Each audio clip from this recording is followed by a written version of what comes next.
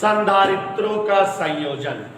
प्यारे बच्चों, हम लोग अभी तक के टॉपिक में पढ़ चुके संधारित्र क्या होते हैं। आप सभी को डेफिनेशन आ चुकी। किसी चालक का बगैर आकार बढ़ाए धारिता बढ़ा देने की युक्ति संधारित्र कहलाती है। संधारित्र वे मशीन, वे यंत्र, वे संयंत्र, वे डिवाइसेस हैं जिसमें किसी चालक का आकार नहीं बढ़ाना पड़ता, फिर भी धारिता बढ़ जाती है। आपको समझाए थे कि अगर कोई एक आवेशित चालक हो और उसके निकट अनावेशित चालक रख दिया जाए तो आवेशित चालक में अतिरिक्त आवेश रखने की संभावना बन जाती है, मीन्स चालक की धारिता बढ़ जाती है। और आप लोगों को बच्चों इस तरह से बता दिए थे कि हम किसी चालक का बिना आकार बढ़ाए धारिता बढ़ा सकते हैं। इसी युक्ति, इसी संयंत्र, इसी उपकरण को हम संधारित्र कहते हैं। आपको यह भी पढ़ा चुके हैं कि संधारित्र दो प्रकार के होते हैं। एक तो समांतर प्लेट संधारित्र और दूसरा गोलाकार प्लेट संधारित्र। दोनों प्रकार के संधारित्रों की धारिता का डेरिवेशन करा चुके हैं। संधारित्र की क्रियाविधि, सिद्धांत, रचना सब हम लोग पढ़ चुके हैं। आज हम लोग एक बहुत ही बेहतरीन टॉपिक पर डिस्कस करेंगे, संधारित्रों का संयोजन। संधारित्रों का संयोजन क्या होता है, क्यों संधारित्रों का संयोजन किया जाता है, हम लोग आज इस टॉपिक पर डिस्कस करेंगे। तो ध्यान दीजिएगा जरा, संधारित्रों का संयोजन। प्यारे बच्चों, आप लोग 9th की क्लास में विद्युत वाले चैप्टर में पढ़ते थे प्रतिरोधों का संयोजन। आपको पढ़ाया जाता तो वहां कि कई प्रतिरोध जब जोड़े जाते हैं तो प्रतिरोध परिणामी का मान बढ़ जाता है या प्रतिरोध का मान घट जाता है।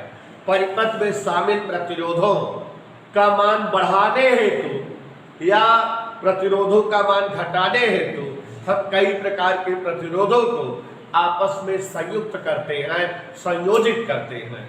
वैसे ही कई प्रकार के संधारित्र अगर हमें दिए जाएं, उनकी धारिता बढ़ाना हो या धारिता घटाना हो, संधारित्रों की धारिता मान बढ़ाने के लिए या धारिता का मान कम करने के लिए हमें संधारित्रों को संयुक्त करना पड़ता है, जोड़ना पड़ता है।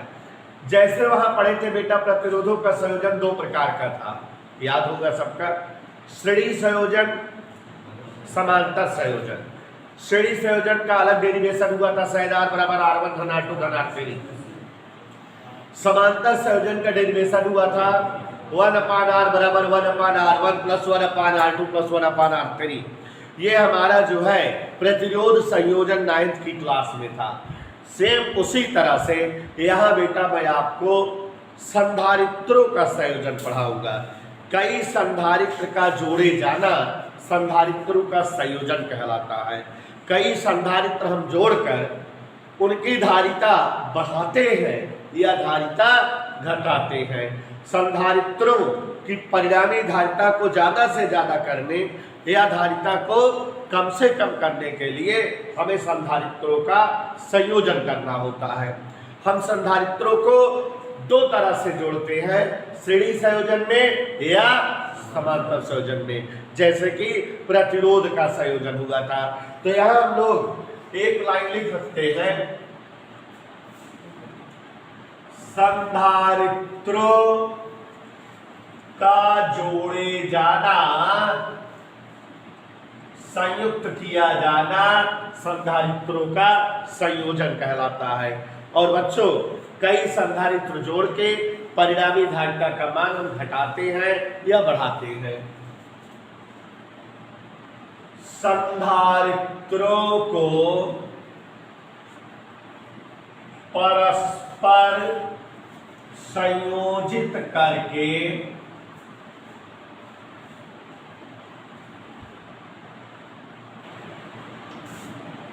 परिणामी धारिता,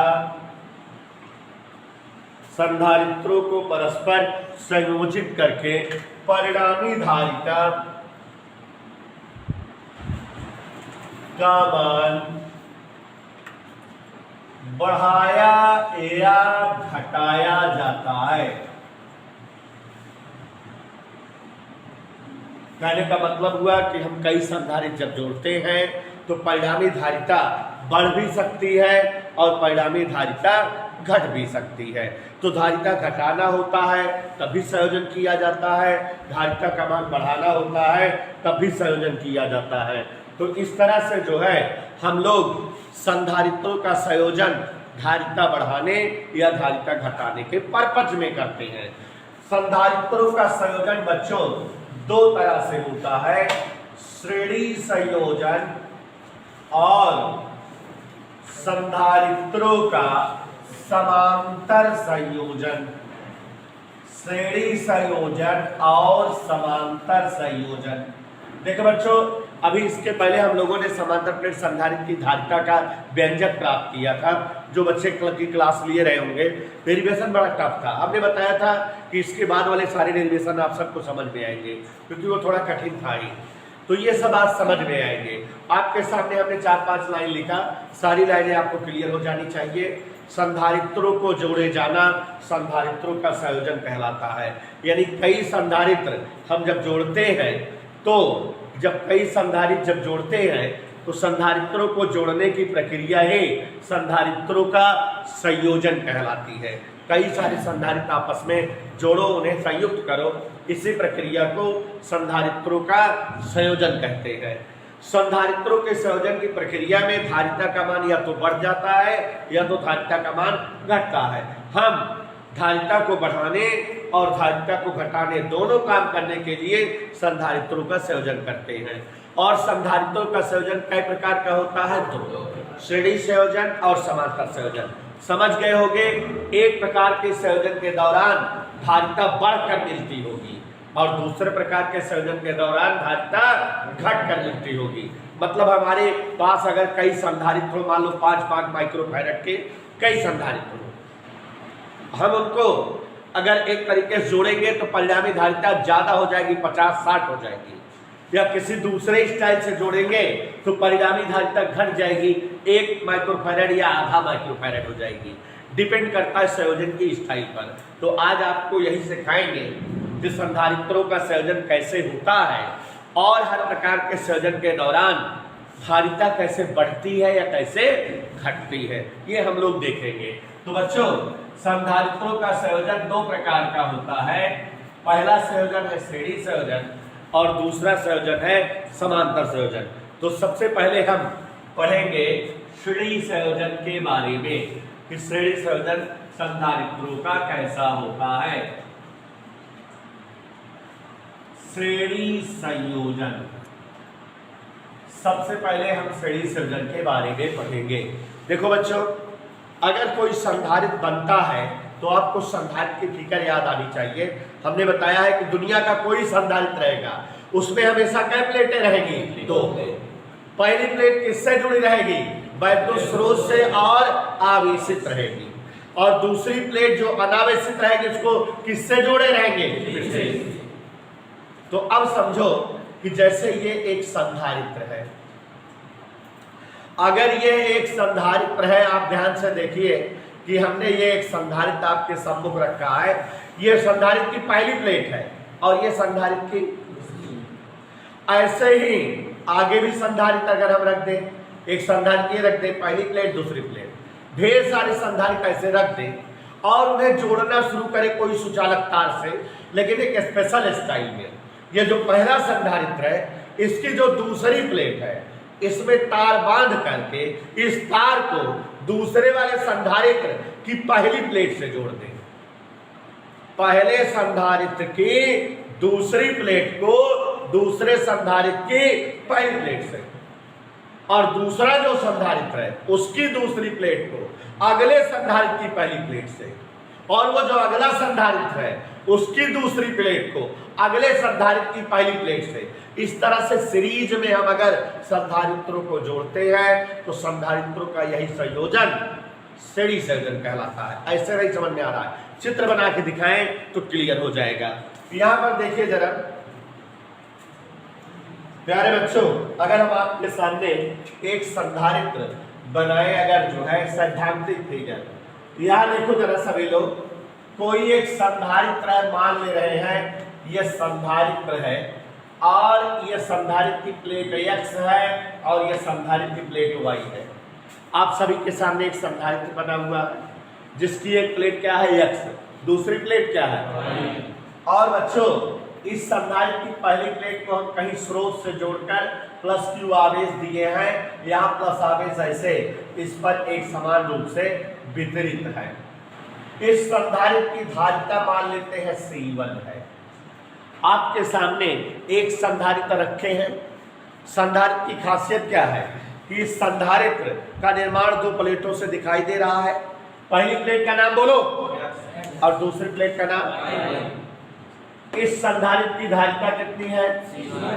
अब बच्चों इसी के बगल एक और संधारित्र रख दे, ऐसे बगल में एक और संधारित्र रख दे अगर, ऐसे ही दो प्लेटों वाला। एक प्लेट का नाम x डैश है, दूसरी प्लेट का नाम, और इसकी धारिता मान लेते हैं C2 है। कैसा संधारित्र दिखने लगे? दो। एक और संधारित्र रख दे, ऐसे ही एक संधारित्र इस तरह से हमने यहाँ रख दिया, दो प्लेटों युक्त। आप सभी को गौर फरमाइएगा, एक प्लेट का नाम x डबल डैश, एक प्लेट का नाम y डबल डैश, और इसकी धारिता। ये हमारा पहला संधारित्र है, ये हमारा दूसरा संधारित्र है, और ये ऐसे ही हम बहुत सारे संधारित्र बना सकते हैं कि नहीं। तीन बना करके काम चला रहे हैं, ठीक है। बनाने को बहुत सारे बना सकते हैं। तो अब आपके सामने 1 2 3 कितने संधारित्र हैं? तीनों संधारित्र कैसे जोड़े जाएंगे, इनकी क्रिया विधि और रचना और इनका जो है फार्मूले का डेरिवेशन सब आपके सामने रख रहे हैं। पहले रचना और क्रिया विधि समझो। माना तीन संधारित्र जिनकी धारिताएं C1 C2 C3 है। पहले संधारित्र की दोनों प्लेटों का नाम क्या है? x और y। पहला संधारित्र x y है। दूसरा संधारित्र क्या है? x डैश y डैश प्लेटों से बना हुआ है। तीसरा संधारित्र किससे बना है? x double dash y double dash. तो इस तरह से कुल कितने संधारित्र दिखाई दे रहे हैं? अब बच्चों क्रिया विधि और रचना सब कुछ सुनो। संयोजन करें, संयोजन स्टाइल से करें कि पहले संधारित्र की दूसरी प्लेट को दूसरे संधारित्र की पहली प्लेट से जोड़ दें। पहले संधारित्र की दूसरी प्लेट को दूसरे संधारित्र की, और दूसरे संधारित्र की दूसरी प्लेट को तीसरे संधारित्र की पहली प्लेट से, और अंतिम संधारित्र की अंतिम प्लेट को पृथ्वी से संबंधित कर दे। और संधारित्रों का यही संयोजन कौन सा संयोजन कहलाता है? श्रेणी संयोजन। Is that okay? यदि हम कई संधारित्र इस प्रकार संयोजित करें कि पहले संधारित्र की पहली प्लेट वैद्युत स्रोत से, दूसरी प्लेट दूसरे संधारित्र की पहली प्लेट से, दूसरे संधारित्र की दूसरी प्लेट तीसरे संधारित्र की, और इसी क्रम में सारे संधारित्र जोड़े, अंतिम संधारित्र की अंतिम प्लेट किससे जोड़ दें? तो संधारित्रों का यही संयोजन क्या कहलाता है? तो श्रेणी संयोजन की परिभाषा दे लोगे बेटा। यदि कई संधारित्र इस क्रम में जोड़े जाएं कि पहले संधारित्र की पहली प्लेट वैद्युत स्रोत से, पहले संधारित्र की दूसरी प्लेट दूसरे के संधारित्र की पहली प्लेट से, और दूसरे के संधारित्र की दूसरी प्लेट तीसरे के संधारित्र की, इसी क्रम में सारे संधारित्र जोड़ दिए जाएं, और अंतिम वाले संधारित्र की आखिरी वाली प्लेट किससे जोड़ दी जाए? तो यह संयोजन कौन सा संयोजन कहलाता है? क्रिया विधि समझो। क्रिया विधि देखो भावकाल। पहला संधारित्र है, इसकी धारिता C1 है, इसकी पहली प्लेट स्रोत से जुड़ी है, प्लस Q आवेश आया, ये पूरी तरह से किस आवेश से आवेशित हो गई? प्लस Q आवेश से आवेशित हो गई ना। सामने वाली प्लेट अनावेशित है, स्थिर विद्युत प्रेरण के कारण इसका सामने वाला तल कौन से आवेश से आवेशित हो गया? या हम लोग जानते हैं कि अगर कोई आवेशित प्लेट के सामने अनावेशित प्लेट रखी जाए तो अनावेशित प्लेट विपरीत आवेश से आवेशित हो जाती है और इस घटना को क्या कहते हैं? स्थिर वैद्युत प्रेरण।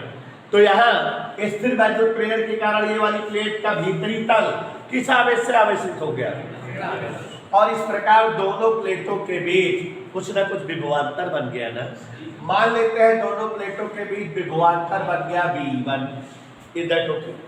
अब ध्यान दीजिएगा कि ये जो दूसरी प्लेट है इसका भीतरी वाला सिरा कौन से आवेश से आवेशित है? तो बाहर वाला सिरा धन आवेश से आवेशित हो गया होगा, लेकिन बाहर हमने क्या जोड़ दिया है? तार। तो वो पूरा आवेश इस तार से होकर बहने लगेगा और ये प्लेट पूरी तरह किस आवेश से आवेशित हो जाएगी? क्योंकि इस पर प्लस आवेश आ गया, तो ये पूरी तरह से ये प्लेट प्लस आवेश से आवेशित हो गई। तार लगा के हम प्लस आवेश यहाँ का यहाँ पहुंचा दिए इधर टोकी। अब दूसरे संधारित्र की पहली प्लेट प्लस आवेश से आवेशित दिखाई दे रही है, इसके सामने दूसरी प्लेट अनावेशित है। फिर कौन सी घटना होगी? स्थिर वैद्युत प्रेरण। और दूसरे संधारित्र की दूसरी प्लेट किस आवेश से आवेशित हो जाएगी? और आप समझ रहे हो दोनों प्लेटों के बीच फिर क्या बन जाएगा? विभवांतर। एक प्लस है एक माइनस है, दोनों के बीच विभवांतर बन गया। मान लेते हैं V2। Is that okay? क्रिया विधि समझा रहे हैं। अब बेटा जो दूसरा संधारित्र है, संधारित्र नंबर 2, इसकी दूसरी प्लेट का भीतरी सिरा किस आवेश से आवेशित है? तो बाहरी सिरा किस आवेश से आवेशित है? तो यहाँ बाहरी वाले सिरे पर धन आवेश होगा, लेकिन हम वहां तार लगा दिए हैं तो सारा धन आवेश तार से प्रवाहित होने लगेगा और किस पर आ जाएगा? इस वाली प्लेट पर। और ये वाली प्लेट इस तरह से जो है प्लस Q आवेश से आवेशित हो जाएगी।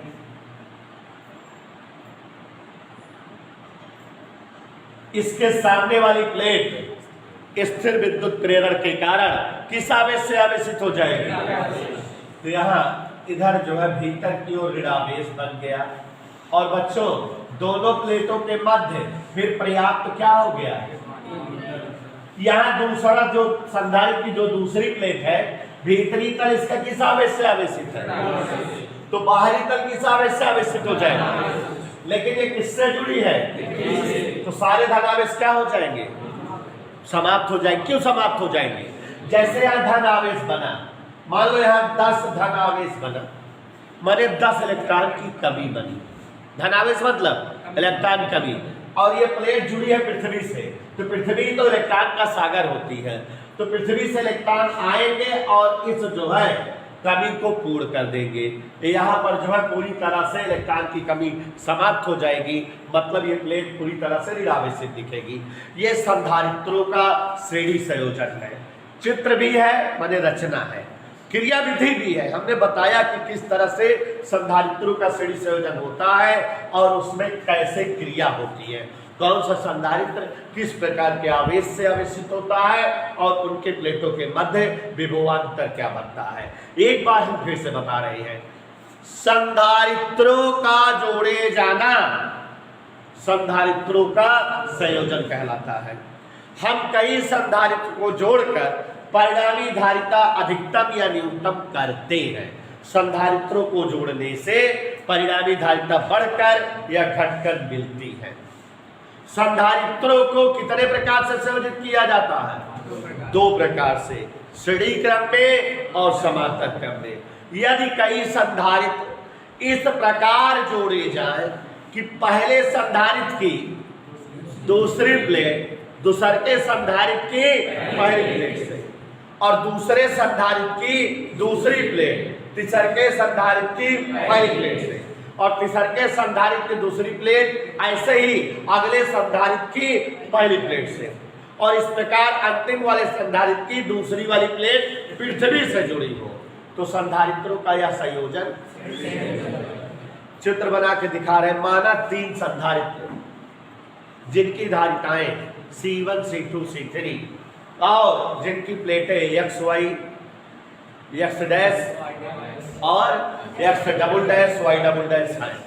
तो यहाँ पहला संधारित्र हमने बनाया XY प्लेटों से ढांचा C1 वाला, दूसरा संधारित्र बनाया X', Y' प्लेटों से ढांचा C2 वाला, तीसरा संधारित्र बनाया X', Y', प्लेटों से ढांचा C3 वाला। हम और भी संधारित्र ले सकते थे, इन्हें हम श्रेणी क्रम में जोड़ रहे हैं। मतलब पहले संधारित्र की दूसरी प्लेट Y को दूसरे संधारित्र की पहली प्लेट X' से सुचालक तार द्वारा जोड़ दिए, दूसरे संधारित्र की दूसरी प्लेट Y' को तीसरे संधारित्र की पहली प्लेट X' से सुचालक तार द्वारा जोड़ दिए, और तीसरे संधारित्र की आखिरी प्लेट Y' को पृथ्वी से संबंधित कर दिए। तो यह संयोजन तीनों संधारित्रों का श्रेणी संयोजन कहलाया। क्रिया विधि देखो कैसे क्रिया हुई। जैसे क्रिया समझाया हमने कि चूंकि पहले संधारित्र की पहली प्लेट X स्रोत से जुड़ी है, इसलिए स्रोत से +Q आवेश इस प्लेट पे आया, ये प्लेट पूरी तरह से +Q आवेश से आवेशित हो गई, और इस संधारित्र की इस आवेशित प्लेट के सामने जो अनावेशित प्लेट Y है, स्थिर विद्युत प्रेरण के कारण इसका भीतरी तल ऋणात्मक आवेश से आवेशित हो गया। दोनों प्लेटों के बीच पर्याप्त विभवांतर बन गया V1, और जो बाहरी तल पर आवेश +Q बना वो सुचालक तार के माध्यम से चला आया दूसरे संधारित्र की पहली प्लेट X' पर, और इस कारण दूसरे संधारित्र की पहली प्लेट X' पूरी तरह से किस आवेश से आवेशित हो गई? +Q आवेश से आवेशित हो गई। स्थिर विद्युत प्रेरण के कारण इस संधारित्र की दूसरी प्लेट Y' का भीतरी सिरा विपरीत आवेश माने ऋणात्मक आवेश से आवेशित हो गया, और बाहर वाला तल किस आवेश से आवेशित होगा? लेकिन बाहर वाला तल किससे जुड़ा है? सुचालक तार से। तो इसलिए सारा आवेश इस तार से होकर तीसरे संधारित्र की पहली प्लेट X' पर आ गया। परिणामतः तीसरे संधारित्र की पहली प्लेट X' पूरी तरह से किस आवेश से आवेशित हो गई? +Q आवेश से। स्थिर विद्युत प्रेरण के कारण तीसरे संधारित्र की सामने वाली प्लेट Y' का भीतरी सिरा किस आवेश से आवेशित हो गया? माइनस। और बाहरी सिरा माने बाहरी सिरे पर इलेक्ट्रॉन की कमी हुई। चूंकि बाहरी प्लेट जुड़ी है पृथ्वी से, तो इलेक्ट्रॉन की पूरी कमी समाप्त हो गई। यहाँ आप दो चीजें देख रहे हैं। कई संधारित्र है, धारिताएं कितनी है? C1, C2, C3। किस क्रम में जुड़े हैं तीनों संधारित्र? और एक खास बात और नजर आ रही है, सभी संधारित्र जब श्रेणी क्रम में जुड़े हैं तो सब में समान आवेश प्रवाहित हो रहा है। इसमें आवेश प्रवाह हुआ क्यों? इसमें भी देखो आवेश कितना आया, क्यों? और इसमें भी कितना आवेश आया? माने जब संधारित्र श्रेणी क्रम में जोड़े जाते हैं तो उनमें आवेश समान प्रवाहित होता है। विद्युत वाले चैप्टर में भी पढ़े थे कि जब जो है प्रतिरोधों का श्रेणी संयोजन किया जाता है तो उसमें धारा समान प्रवाहित होती है। एक और बात देखो दिखाई दे रहा है, सब में विभवांतर अलग है। पहले संधारित्र का विभवांतर कितना है? दूसरे संधारित्र का विभवांतर, तीसरे संधारित्र का विभवांतर। तो ये सारी चीजें हमको लिखनी चाहिए जो अभी अभी बताए, ठीक है? हम जो है कैलकुलेशन करा रहे हैं, आप सब लिख लोगे, ध्यान दो। ये समझ में आई मेरी बात? क्या क्या बताए बेटा? जितना अभी तक बताए, रचना क्रिया विधि वगैरह। देखो जरा, संधारित्रों के श्रेणी संयोजन में कौन सा संयोजन हुआ है? कुल विभवांतर। अगर हम आपसे कहें कुल वोल्टेज बताओ,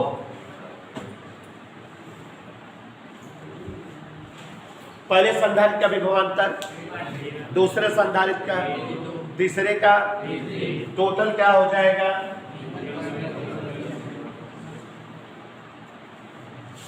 जैसे अगर देर आर 3 गदेला,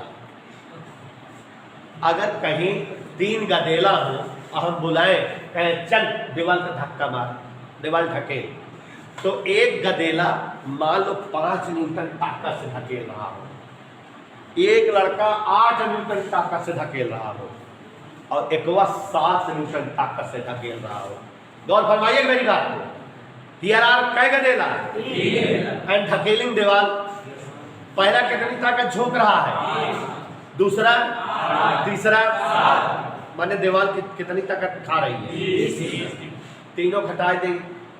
चलो बगल हो कौन मेटाडोर पहलवान टाइप के लड़के बुला लीजिए, उन अकेला की इसके ताकत दी है तो कोनो दिक्कत तो नहीं बा।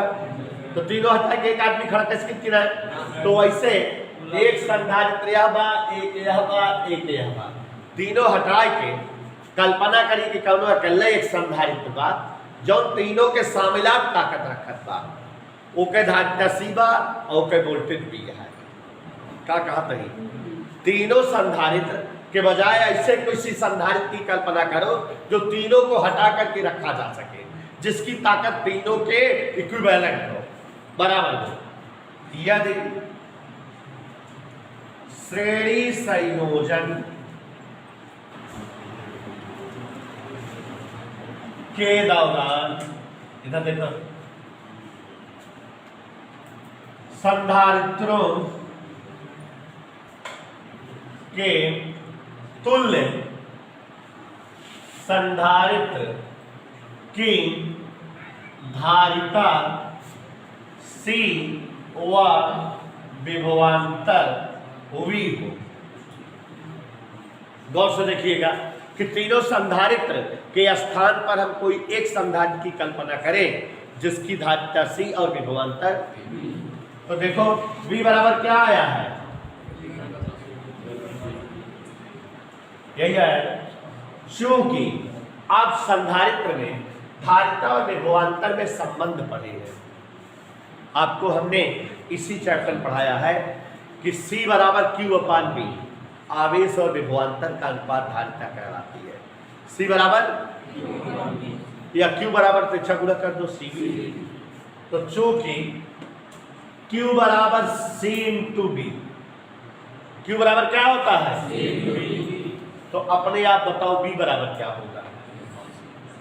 B बराबर, इसलिए B1 क्या होगा, Q1 नहीं Q, क्योंकि सब में आवेश Q1 का हुआ क्या ना था, लेकिन धारिता B2 का हो, B3 का हो, हम के मान पाएंगे, V का, B1 का, B2 का, B3 का। समीकरण 1 में रख दे, दिख रहा है। समीकरण 1 से, समीकरण 1 क्या है जरा देखो, V बराबर B1 B2 B3, V की जगह क्या लिख दे, Q/C, B1 जगह Q/C1, Q/C2, Q/C3,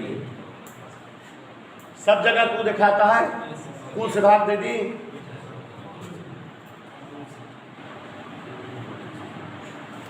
क्या बचेगा यहाँ 1/C, 1/C1, 1/C2।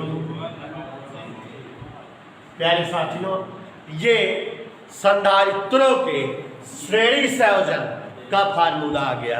आपको बताना चाहेंगे कि जब प्रतिरोधों का समांतर संयोजन होता था तो 1/R बराबर 1/R1 धन 1/R2 धन 1/R3, वैसे यहाँ श्रेणी संयोजन गया था।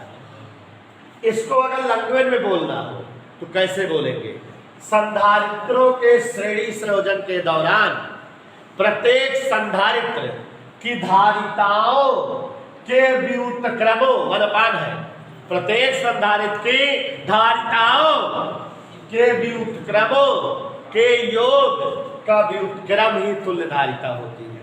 ये 1/C है। सभी धारिताओं का व्युत्क्रम करो, जोड़ो, उल्टा करो, तब C आ जाएगा।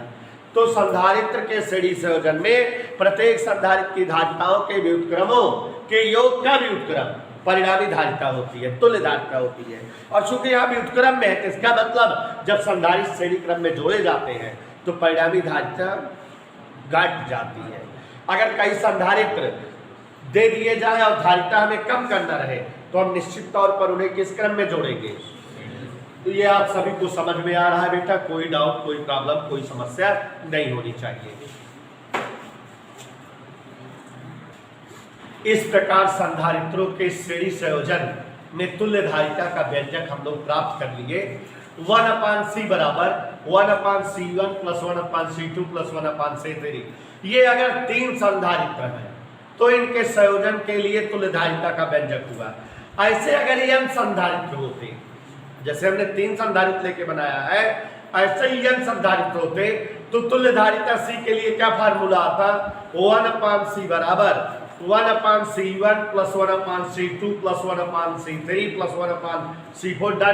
1/cn।